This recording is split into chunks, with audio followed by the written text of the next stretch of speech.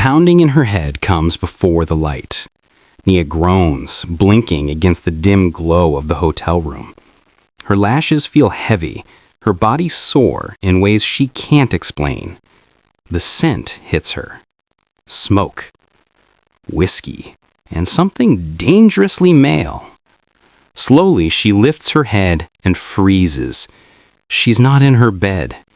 Her cheek rests against a man's chest, his arm lazily draped around her waist as if he owns her. His skin is warm, his heartbeat steady. She jerks up too fast, clutching the silk sheik at her chest. The man beside her stirs. His voice is deep, lazy, and rough from sleep. "Morning, sunshine."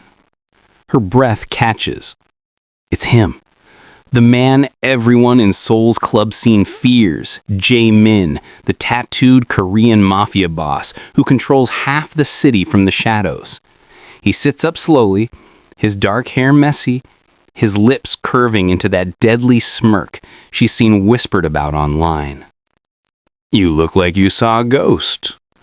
Naya's heart hammers. "What happened last night?" He shrugs, eyes glinting with amusement. "You danced, you laughed, you drank, then you fell asleep right here." "On your bed?" she gasps. "On my chest, technically," he says with a teasing smile. "And before you panic, no, I didn't touch you. But you did call me trouble before passing out." Her cheeks burn. She stumbles out of bed, searching for her dress. "This never happened," she says, pulling it over her shaking body. He leans back, watching her every move. "Whatever helps you sleep, princess."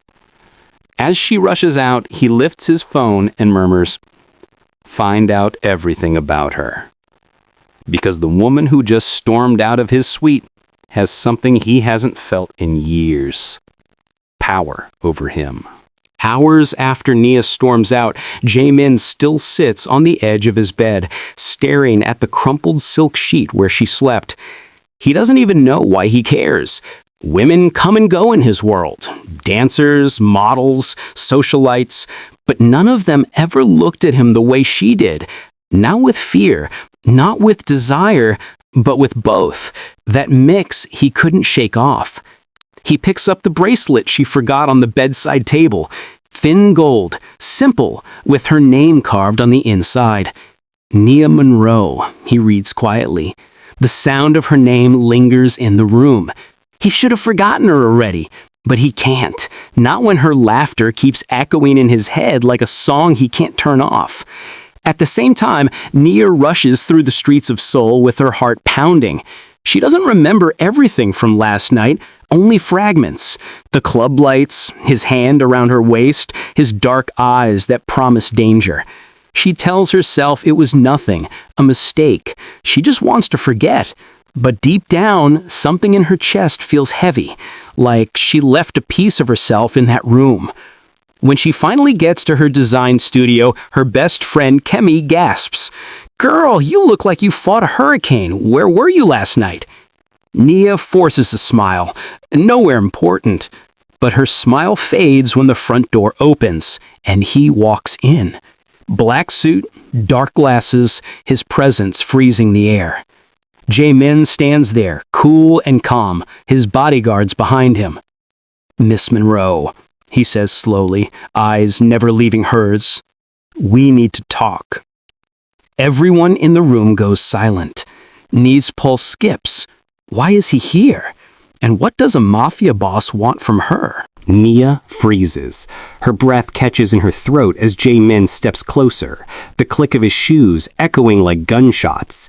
Everyone in the studio senses his power, the kind that demands silence.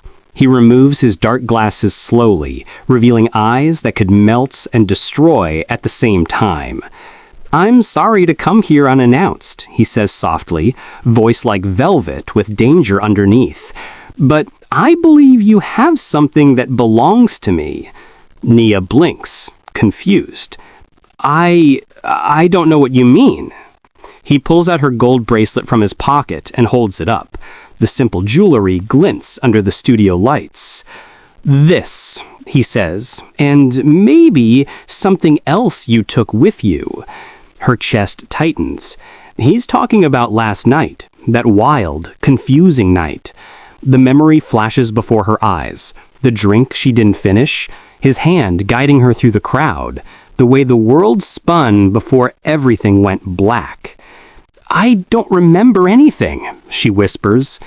Jamin studies her face carefully, his tone unreadable. "That's the problem. You were in my private suite. No one gets in there unless I let them. Now, someone broke in last night and stole something important, a flash drive." He leans closer, his scent dizzying. "And you were the only one who left." Her heart pounds so loud she swears he can hear it. "You think I stole from you?"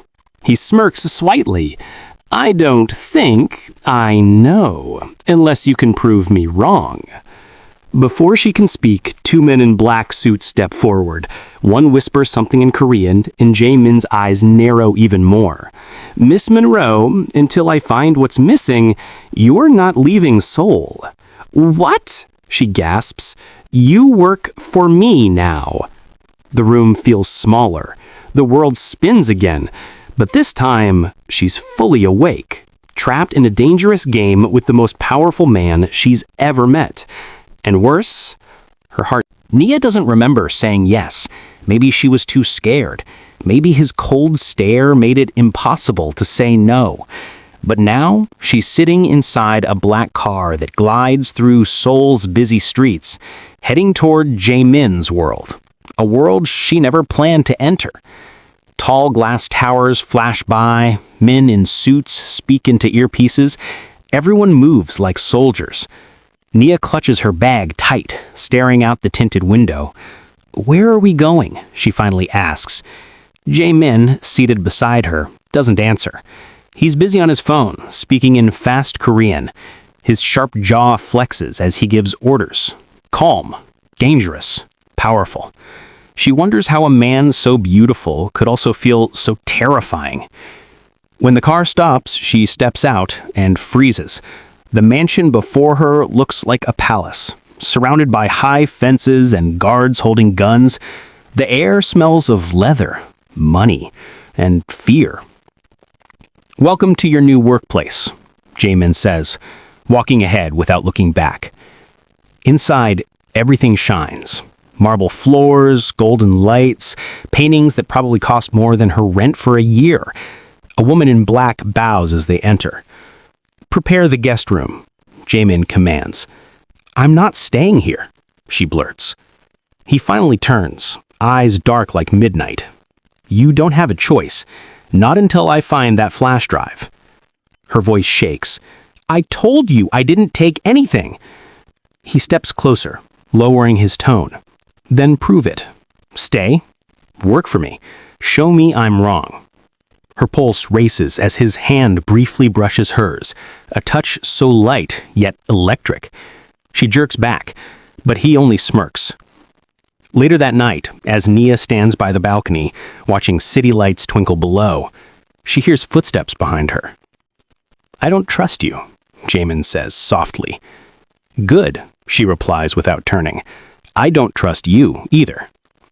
Silence stretches between them, heavy, charged, dangerous. But when she finally looks back, his gaze burns into her like fire. And in that moment, Nia realizes something even scarier than his threats. Her heart. The night air is cold, but Nia's thoughts are burning. She can't sleep. She keeps hearing Jamin's voice in her head. Calm, commanding, dangerous. "Stay. Work for me. Prove it." She walks quietly down the hall, hoping to clear her mind. The mansion feels alive. Lights low, guards everywhere, cameras blinking red. She passes a room filled with locked cabinets, glowing monitors and files stacked neatly. Curiosity bites her. Maybe she'll find something to prove her innocence. She pushes the door slightly open. Inside, one of the computers is on. A file flashes on the screen. A list of names, dates, and something labeled Shipment 04. She doesn't understand it, but she knows it's not good. Suddenly, a hand grabs her wrist. "What are you doing here?" Jamin's voice is ice. He looks furious, eyes blazing in the dark. "I was just spying," he snaps. "I wasn't, I just..." Before she can finish, a loud crack cuts through the air. A gunshot. The window shatters. Jamin moves fast, pulling her to the ground. Another shot follows. Glass rains down like stars. His body covers hers, his breath hot against her ear. "Stay down," he growls. She's shaking. She can feel his heartbeat against her back, fast, strong, protective. Guards rush in, shouting in Korean. Jamin helps her up, his hand gripping hers tightly. "Whoever fired that shot wasn't aiming for me," he says, his voice dark and deadly. "They were aiming for you." Naya's blood runs cold. "Me? Why?" He doesn't answer. He just looks at her. The suspicion in his eyes replaced with something new. Fear. Concern. He leads her to his room, locks the door, and turns toward her. "From now on, you don't leave my sight. Not for 1 second." She swallows hard. "So now you're my boss and my bodyguard?" Jamin steps closer, so close she can feel his breath. "No. Now, I'm the only thing keeping you alive." Her heart stops. His eyes linger too long. Angry, protective, almost tender. Outside, another gunshot echoes in the distance. But inside that room, the danger shifts from bullets to something much more dangerous. The pole between them. The attackers aren't done. And the next time, one of them will come from inside the mansion. Morning light slips through the curtains, painting the room gold. Nia wakes up on the couch, still wearing Jamin's oversized shirt. Her body aches, her mind spinning from the gunfire last night. She glances across the room. Jamin is still awake, sitting by the window with a gun in his hand and a storm in his eyes. "Did you even sleep?" she asks softly. He doesn't look at her. "No. Someone tried to kill you, and that means someone inside this house betrayed me." His voice is low, but sharp, like a blade. Nia swallows hard. "You think one of your men did it?" He finally turns to her, gaze piercing. "No one gets that close unless they know our security codes. So yes, someone I trusted." His phone buzzes. He answers, listens, then his expression hardens. "Search everyone," he orders in Korean. "If anyone touches her, shoot first, ask later." Nia stands slowly. "You don't have to protect me like this." He cuts her off, stepping closer. "You think I'm doing this for you?" His voice trembles with anger, but his eyes tell another story, something softer, something he's trying to hide. "If whoever shot at you succeeds, it means my enemies have power in my house, that I'm weak. I can't afford that." Their eyes lock, and for a moment, it feels like the world stops moving. Later, the mansion is tense. Guards search rooms, doors slam, whispers fly. Nia sits in the grand hall, feeling eyes on her. Everyone suspects her too. Then, suddenly, a maid runs in crying, "Sir, someone left this envelope under the lady's door."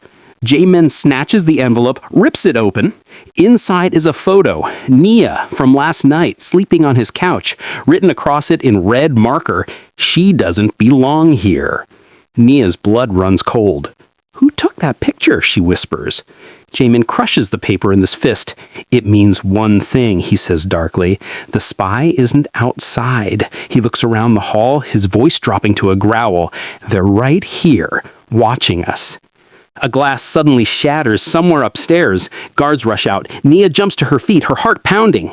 Jamin grabs her wrist and pulls her close. "Stay with me," he warns. "From now on, don't trust anyone, not even the people who smile at you." And just as he says that, the head maid, the same one who brought Nia tea this morning, steps out from the shadows, holding a gun behind her back. The traitor inside the mansion has just made her first move, and Nia is the target. Bang! The sound tears through the silence of the mansion like thunder. Nia screams as a bullet slams into the wall just inches from her head. Guards yell, running toward the noise. Jamin reacts instantly, grabbing her arm, pulling her behind him, his gun already out. "Down," he orders. Another shot. Glass explodes across the hallway. The head maid steps out of the shadows, eyes cold, hand steady on the gun. "She doesn't belong here," the woman hisses in Korean. "You're losing focus, boss." "Put the gun down," Jamin warns, his voice calm but deadly. The maid smirks. "You used to be untouchable, but one girl, this girl, has turned you weak." Nia's heart pounds. She can barely breathe. Is this really happening? The woman fires again, but Jamin moves like lightning. He pushes Nia behind a column and returns fire. The maid drops to the floor screaming as the gun flies from her hand. Guards rush in and seize her. "Take her to the basement," Jamin commands coldly. "No one leaves this house until I say so." When it's finally quiet, Nia trembles. Her knees give out and she slides down the wall shaking. Jamin kneels beside her, brushing a piece of glass from her hair. His tone softens. "You okay?" She looks at him, eyes wet. "Why are people trying to kill me? I don't even know what's going on." He sighs, sitting beside her. "Because someone wants to hurt me, and they think using you will break me." Her chest tightens. "But you said I don't matter to you." He looks away for a long second. "I lied." Their eyes meet, fire and fear mixing into something dangerous. His hand finds hers, slowly, gently. The air between them feels heavy, alive. Just then his phone rings. He answers, face turning pale. "What?" he snaps in Korean. Nia watches him stand. "What happened?" He turns toward her, his voice grave. "The flash drive? The one I thought was stolen? It was never stolen." "Then where is it?" He looks at her, eyes filled with something between betrayal and disbelief. "It was hidden in your bracelet," Nia freezes. Her hand automatically goes to her wrist, the same bracelet he found that night. "What?" she whispers, her voice trembling. Jamin steps closer, expression unreadable. "Tell me, Nia, who sent you?" Everything Nia thought she knew just shattered, and now even Jamin doesn't know if he can trust her. Nia's mind goes blank. She stares at Jamin, unable to speak. The words, "Who sent you?" echo in her head like a curse. "I don't understand," she whispers. "It's just a bracelet. My mother gave it to me before she died." Jamin doesn't blink. "Then explain why a hidden chip was found inside it. The same data my enemies have been chasing for months." Her breath catches. "No, that's impossible." He takes a slow step closer, voice low but sharp. "Nothing in my world is impossible, Nia. Someone used you. Maybe you didn't know it. Maybe you did." "I swear, I didn't!" Tears sting her eyes. "I don't even know what's happening." Jamin studies her face, every word, every tremble in her voice. He wants to believe her. He really does. But in his world, innocence is just another mask. He finally sighs and looks away. "Until I find out the truth, you stay where I can see you. No phone, no freedom, no trust." He turns to leave, but she grabs his wrist. "Please, I'm not your enemy." He stops. For a second, something soft flickers in his eyes. "Then prove it," he says quietly. That night, Naya sits alone in the room, staring at the bracelet on the table. She can see where it was cracked open, a small black chip resting beside it. How did it even get there? Suddenly, she hears muffled voices outside her door. She leans closer. She doesn't remember, one man whispers, but she was part of the deal from the start. They used her as bait. Her blood freezes. Bait! The door creaks open. Naya quickly pretends to be asleep. The guard steps in quietly, slips a phone under her pillow, and whispers, "They're watching you. Don't trust him either." As soon as he leaves, she sits up shaking. Her heart hammers as she unlocks the phone. A message flashes on the screen. "We found you, Naya. Deliver the chip tomorrow night at the Han River, or everyone dies, including him." Her hands tremble. Her stomach twists. If she tells Jae-min, he'll think I'm lying. If I go alone, I might never come back. She looks at his photo on the nightstand, his cold eyes, his cruel smirk, and his hidden kindness. "I'm sorry," she whispers to herself, "but I can't let you die for me." She picks up the bracelet and slips out into the dark hallway. Naya is walking straight into a trap, and this time, not even Jae-min will be able to save her. Cold wind whips across Nia's face as she walks toward the Han River Bridge. Midnight. The city lights shimmer on the water. Beautiful, but deadly. She hides the bracelet inside her coat pocket, heart pounding like a drum. Every step feels heavier. The message still echoes in her mind. Deliver the chip, or everyone dies, including him. She reaches the edge of the bridge. No one's there. Only shadows. And the sound of waves crashing against steel. Then, from the darkness, a black van pulls up. Two men step out, both wearing masks. One speaks in a deep voice. "Do you have what we want?" Nia nods weakly, clutching the bracelet. "Please, don't hurt anyone. I just want this to be over." "Smart girl," the man says, stepping closer. "Hand it over." Before she can move, a red laser dot appears on his chest. Then, bang! He drops instantly. The second man spins around, firing into the night, but it's useless. Bullets slice the air. Tires screech. And then she hears it, that familiar voice cutting through chaos. "Get down, Nea!" J-Man. She turns, just in time to see him leap from a black SUV, gun blazing. His men fan out, shouting orders in Korean. The masked man grabs Nia, using her as a shield. "One more move and she dies," he yells. Jimin's eyes darken. His gun stays steady, his jaw tight. "Let her go. I'll give you what you want." The man laughs. "You don't even know who she is, do you? You're protecting a girl who destroyed your empire." Nia gasps. "He's lying." Jamin's grip tightens. "Say another word and you die first." Suddenly, Nia bites the man's arm and breaks free. Shots ring out again. She runs, heart racing, stumbling across the wet ground. Someone grabs her from behind. Strong hands, rough grip. She screams until she realizes it's Jae-min. He pulls her close, shielding her as another explosion lights up the bridge behind them. The van bursts into flames. They fall to the ground together, his body covering hers.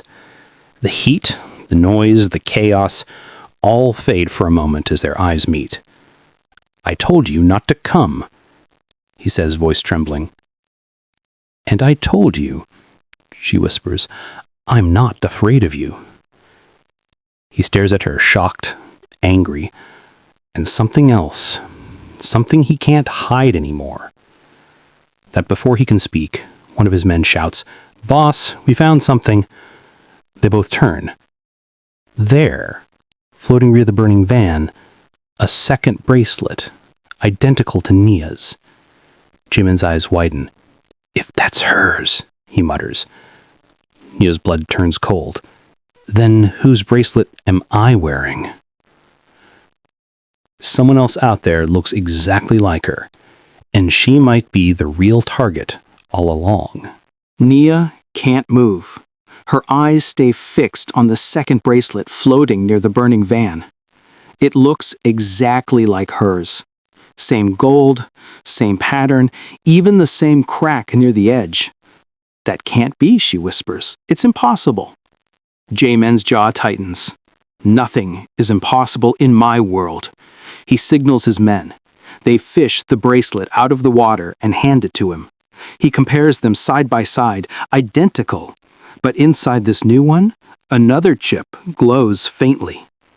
Someone made a copy, he says darkly, and whoever it is wants us both dead. Nia's hands shake. So there's another me out there? Jaemin meets her eyes. Maybe not you exactly, but someone who wants to be you. Hours later, they're back in the mansion. The mood is tense. Guards double the patrols. Nia sits in silence while Jaemin talks to his hacker. The hacker looks pale. Boss, we decrypted the data in the chip. It's not about weapons or money. What is it then? He hesitates. It's a list of names, people under your protection, spies, allies, secret partners. Someone has been selling their identities to your enemies. Jaemin's eyes go ice cold. So that's what this was all about. Nia stares at him, her stomach twisting. You think I'm part of it, don't you? He doesn't answer. His silence hurts more than his words ever could. Say it, she whispers. Do you think I betrayed you? He looks at her, pain, anger, and longing mixing in his eyes. I don't know anymore. Her voice cracks. After everything we've been through. He cuts her off. I can't protect you if I don't know who you really are. The words hit like a blade. Tears fill her eyes. She stands up. Then maybe you shouldn't. She turns to leave, but before she reaches the door, one of the guards rushes in. Boss, you need to see this. Jaemin grabs the tablet the guard hands him, and his face goes pale.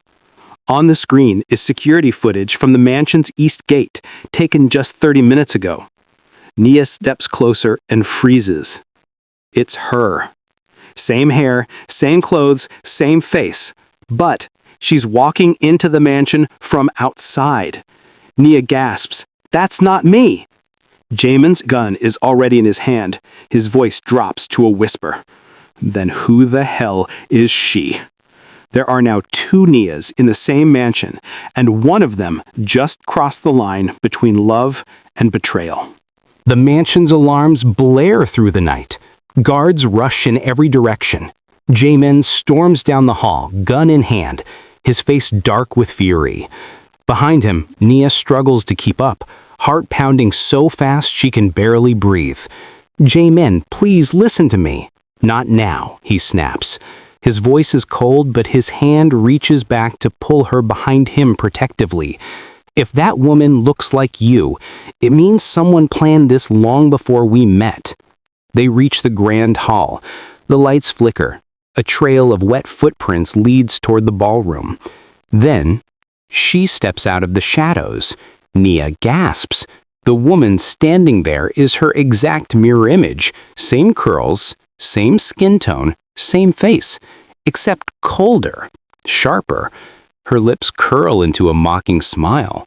So, the stranger says, this is the famous Nia Monroe who stole my name. Jaemin raises his gun. Who are you? The woman tilts her head. I'm who she was supposed to be, the real career. But she nods at Nia, ruined everything. Nia's voice shakes. You're lying. Am I? The double holds up a small device. This was meant to reach your enemies. You were just a cover, a look-alike planted to draw attention. You were never supposed to live past that night. Nia feels her knees weaken. I don't understand. Who sent you? The stranger smirks. The same person who made you fall into his arms. Jaemin's eyes narrow. Say it. She laughs softly. Your father. Silence. Jaemin freezes. His hand trembles slightly, the first crack in his cold mask. He's lying, he says through his teeth. The double smiles wider. Am I? He wanted to destroy you, Jaemin.